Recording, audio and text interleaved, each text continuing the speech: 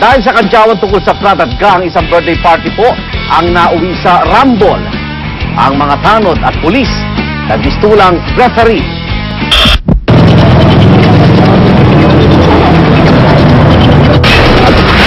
Ngayon may nag-approach sa amin yung Barangay Tanod regarding alarm trouble nga raw dito sa Barangay 81. Ngayon agad kami nagpagsit kasi nagkakaroon na raw ng gulo. Ngayon pagdating namin sa area, medyo tensyonado na kasi maraming tao.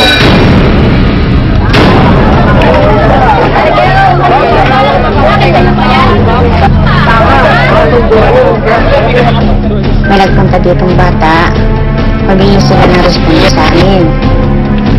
Ngayon, nagpaubos ako ng mga tanod. Nakarating naman po sila doon. Pagdating nila doon sa pinangyarihan na yun, maraming tao. Hindi namin malaman kung sino ang dadamputin namin doon. Kasi ang sabi nila, nasa loob ng compound.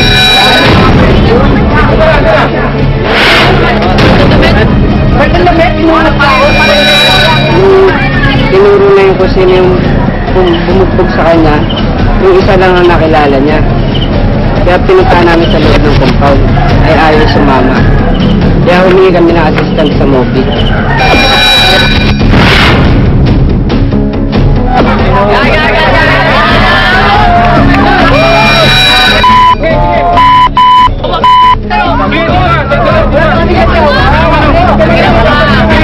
Papatira ka sa loob!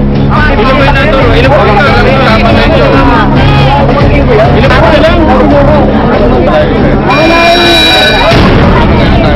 Barangay sa barangay.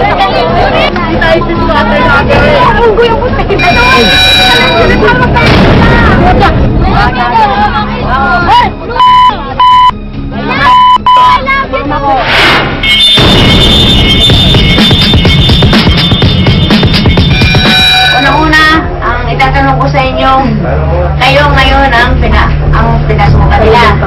Kayo. Ngayon, lalo na sila sa loob. Ano lang ginamit nila? Siyempre, tinanggap namin sila bilang bisita, di ba?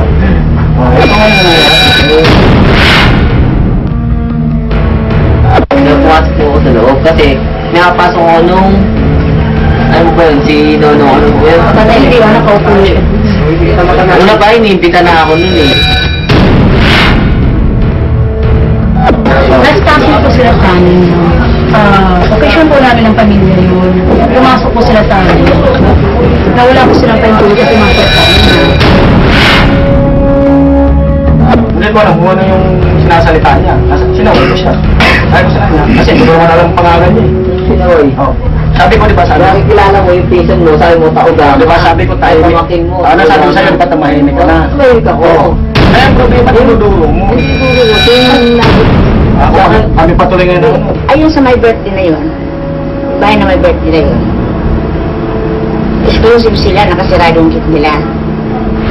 Ngayon, meron pala sila doon sa labas na kaibigan doon ng kapatid ng bakla na tinubila daw. Yan pala, hindi na nakakala. Pero nakapasok na sa loob. Nagpagdating sa loob, inistima siya, pinainom muna siya. Katapos, nakakwentuhan sila. Sa kwentuhan na yan, pero parang nagkainitan sila. Na hanggat na may nakarinig sa labas na parang nagkakainitan sa loob, pinilit nila ngayon, itinulak yung pinto. Hanggat nakapasok sila sa loob. Hanggat nagkaroon ng problema sa loob. Paano yung tao gama pumakin niya? O sabi mong hindi pinagmamalaki pumakin mo tao gama. Kasi pumakin niya, magpapahita sa ay, tiyatan mo awan, ito pangkat ko. Yung pangkat ko, manong ng ulo, parang tanong niya kung ano pangkat ko. Ito na, tinulak ako eh. Tinulak, nagmura. Tinulak ako, paano daw magmura? Tinulak niya ako, wala ako palang pangkat eh. O. Kaya tinulak ko rin siya, sinutok niya ako. Ano yung sumagot? Ay, yung sumutok? Yung ano niya, hindi yung pamangkin niya, sisabi pamangkin niya na wala na, tinapon na eh. Yung pamangkin niya. Dito yung pamangkin mo. Yung pamangkin mo. Itutuwa ko na dyan. Ako yung nagbiyado sa kanya eh. Laki-laki niya eh, bigyan mo siya. Kaya tinulak ko rin siya. Tapos minura-mura niya ako. Kaya niluwa ko rin siya. Inawat namin, inawat na ako. Pati nga siya, inawat mo, nagawala sa labas. Hindi nga kami nilalabas sa loob. Dahil nagalit na nga siya,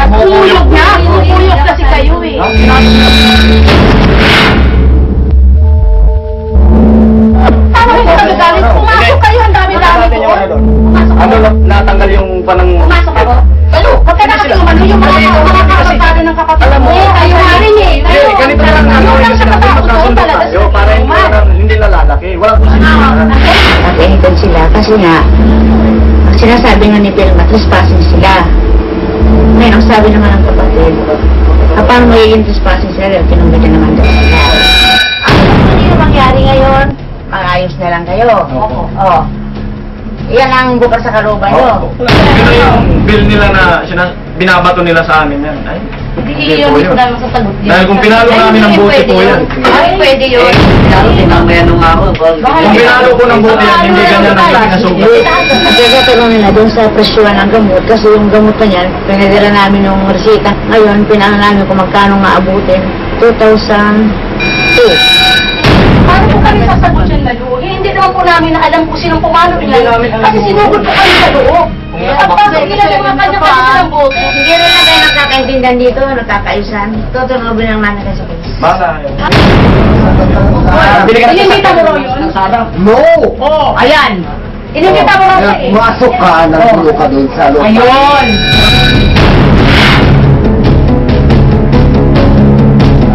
Sabihin na isa ka.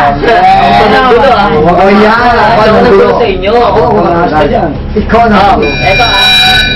Pinatawag talaga namin kasi yan ang sinisigaw ng mga tao na dapat yung ilabas. Dapat yung palabasin para malaman natin ang mga proseso ng pangyayari kasi yan daw ang kinumbida. Yung bading na yan. Sabihin mo. Bigyan ko siya ng inumin. Gusto mo? Sabi pa niya. Hindi na, Kaya tama yun. nalalaman mo? Papapil mo kami dyan. My gosh. Sino ba nagreklamo? Sila ang nagreklamo. Anong gusto mo mangyari kapatid? Oh. Ganito lang yan kasi te. Oh. Siyempre, lahat, di ba? Dati lang ba yung simpleng ano na, di ba, yung gamot, yung ano, yan lang naman eh, tapay na oh. No. Yung mga bakal, paano yung pinatuyo doon sa loob namin? At saka yung date namin, nabalisog na yung ano doon. Paano ano yung kami nangyari noon? Dahil tinulak nyo kanina, dumog kayo eh. Oo. Ha? Ikaw nangulo, dadala ka ng bote. Ako? Ngayon, sabihin mo sa akin ngayon. Ako may dalang bote. Iangat nyo! Tayo. Iangat nyo, may parang may pangano din kami. Di ba, mag-ano naman tayo? Ako may dalang Mag-focus bote, naman tayo.